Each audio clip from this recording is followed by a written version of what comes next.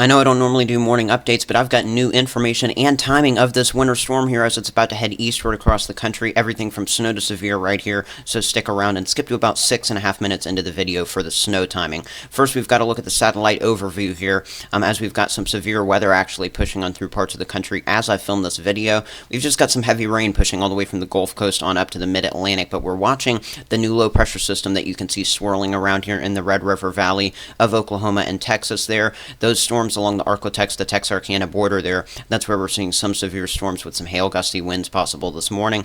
I'm watching those, and the severe threat that's going to kind of tail along that as it heads east through the day today. And here's what that severe weather outlook for our Sunday is. We've got a level 2 slight risk, which is level 2 of 5 here. So not the highest risk you can get, but certainly up there from parts of Houston and Tyler, Texas, through Shreveport, Lake Charles, and New Orleans and Louisiana, then on down into south central parts of Mississippi and Alabama. And we do have that elevated hail threat to go along with that. Some hailstones, because these are supercells, just north of Houston, all the way on over there into south central Mississippi and the Jackson area. Some of those hailstones getting on up there into that baseball size range there possibly later today with those cells. And there will be a slight end tornado threat as well in that same zone that has the hail threat. Looking at those severe weather ingredients with weather bell maps, you can get a trial of those in the description. Here we go. One thing we're lacking a little bit of is the lower level jet stream. It's just a little bit on the weaker side, but you can see some of those oranges moving through Louisiana, Mississippi, and Alabama later today. That's going to be enough to support some stronger storms, especially the discrete ones that pop up later this evening. Those will have the best energy to tap on into.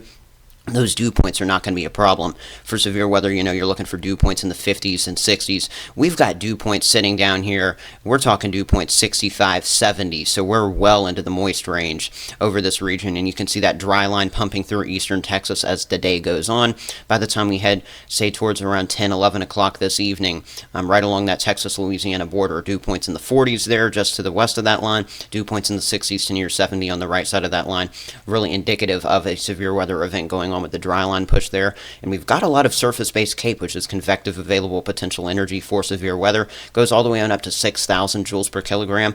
And we've seen severe weather events the last several times with 500 to 1,000 joules per kilogram. We're talking 2,000 to 2,500 in that zone I just circled, and at least some minimal ingredients continuing eastward overnight tonight. So I do think we are going to see a potentially robust threat for those supercells later today, and I wouldn't be shocked if the Storm Prediction Center maybe upgrades that threat. Not for this existing line that I just circled here this morning, but for those supercells that develop later.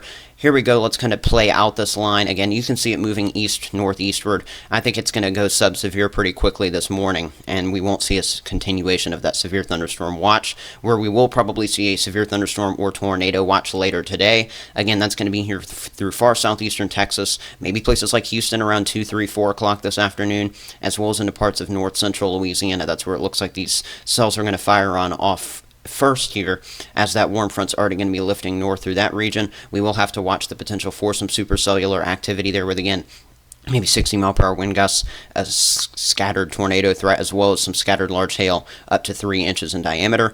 We'll see what happens out of those cells in southern Mississippi and southern Alabama. We'll have to watch those closely around 5, 6 o'clock as that Super Bowl's getting ready to start, right? And then on over there into parts, I think especially southern Arkansas through northern Louisiana, and then into Mississippi is where we're going to be continuing to watch the continuation of what was supercells earlier, heading eastward. And you can see clearly where that warm sector is going to be. We're not done and out of the woods yet once the sun goes down tonight as these storms continue, not only over parts of Mississippi, but you notice some of these trailing back along the line down there, closer to Baton Rouge in Louisiana, right there along that Mississippi-Louisiana border there, north of New Orleans. Could New Orleans get on a supercell around the middle of the night tonight? Yes. We'll still be watching what's left over of convection here into parts of central Mississippi and Alabama with some very heavy rainfall, maybe a flooding and gusty wind threat still available there. And then I think the remainder of our severe weather threat overnight tonight is going to progress down here into parts of eastern Mississippi as well as central Alabama tonight, and then overnight to our early Monday morning. into our Monday. Here is where you can see we've got the slight risk continuation, and it's going to head eastward here. So from far eastern parts of Mississippi, and then into parts of the Florida Panhandle, through most of Alabama, all of Georgia, and then on over into parts of South Carolina as well, all the way up into the upstate of South Carolina, looking at a level 2 of 5 severe weather threat for our Monday. And this does include a tornado threat that's going to be at that 5% range, which is pretty decent here from parts of eastern Alabama all the way over there to places like Columbia, South Carolina. So we will be watching for at least a few more tornadoes probably to spin up in the cells as we make our way through our Monday. Here's that low-level jet. It's really going to begin cranking up even more out of this event on Monday. In fact, I think what's actually going to be a little bit more limited on Monday, as opposed to those low-level jet winds, we're actually going to be struggling a little bit more with actually the storm energy here as a result of some of those heavier morning showers and storms that move on through. But nonetheless, especially the closer you get to the Gulf Coast, we're still going to have those joules per kilogram values, and that's a terrible circle I'm doing right now, but those joules per kilogram values getting on up to around 1,000 to 1,500.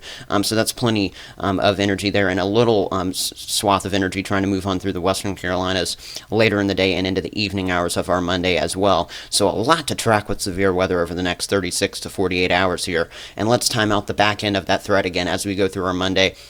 Watching those cells into the early morning hours that are still going to extend from places like Mobile, Alabama, Biloxi, Mississippi, on over to Birmingham, Montgomery, even up to Atlanta, watching those cells for some gusty winds, heavy rain, maybe still a leftover hail and tornado threat there into the early morning.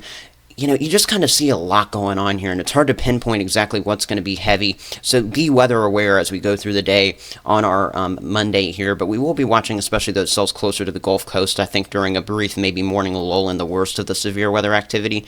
But you can see picking back up through eastern Alabama, we get some cells around 1, 2 o'clock in the afternoon. Also, this convection in southern Georgia and places like Tallahassee, Florida, riding that I-10 corridor in the panhandle of Florida around 2, 3 o'clock. There's just a lot to watch. I think it's best to just be weather aware throughout the day. But I do think all the rain moving through could hamper the severe weather potential just a little bit because of all those cells just continually pushing over the same areas. Also notice that little trailing band of cells in eastern Tennessee. We'll monitor that very, very closely up there through places like Knoxville during the late afternoon, tomorrow afternoon. I don't think too much will come out of that, but it deserves attention. Now here we go. Now that we're about 7 minutes into the video, let's talk about snow for a few minutes here, because we do have heavy snow working its way through parts of the Texas Panhandle, as well as into the western Red River Valley here of the Texas-Oklahoma border today. That's eventually going to extend eastward, move through parts of Missouri and into the Ohio Valley, and then on over into southern New England as well. You can see as we go, say overnight tonight, say this is around midnight, 1 a.m. here into our Monday morning, looks like some heavy snow will be breaking out even into places like Oklahoma City on the tail end of this somewhat broken low pressure system.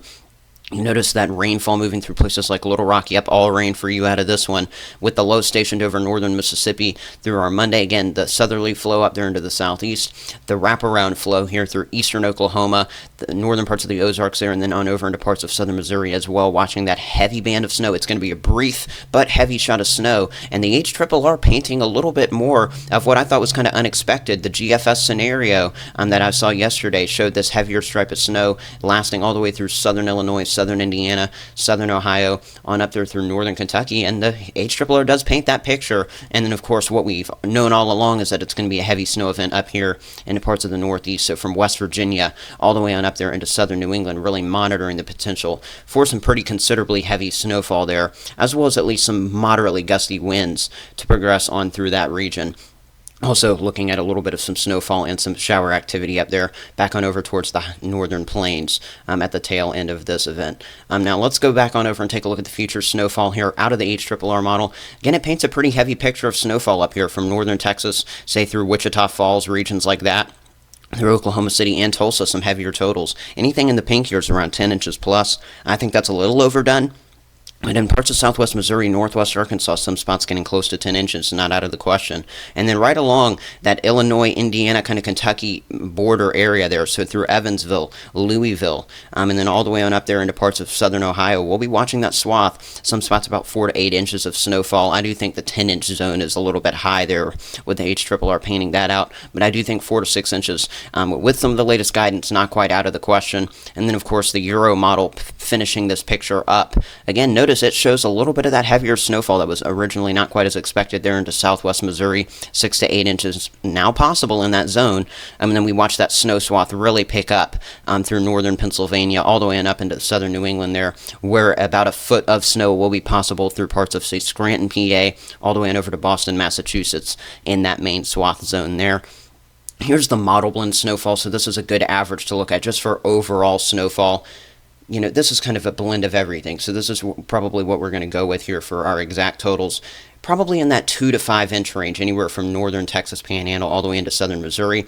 Notice it shows a little lull in the activity, but we'll watch what goes on there through Illinois, Indiana, Ohio, and Kentucky, and then we see the snow pick back on up in that really, you know, initially designated zone here in the Northeast. So if you live in places of southern New York, not New York City's going to miss out on the heaviest of this, and all the way on over to Boston, I think that's where we're looking at the heaviest totals. Some spots closer to even Boston, picking up on, say, 10, 12 inches of snowfall. Again, as I film this video, there's that severe thunderstorm watch over parts of eastern Texas and northern Louisiana.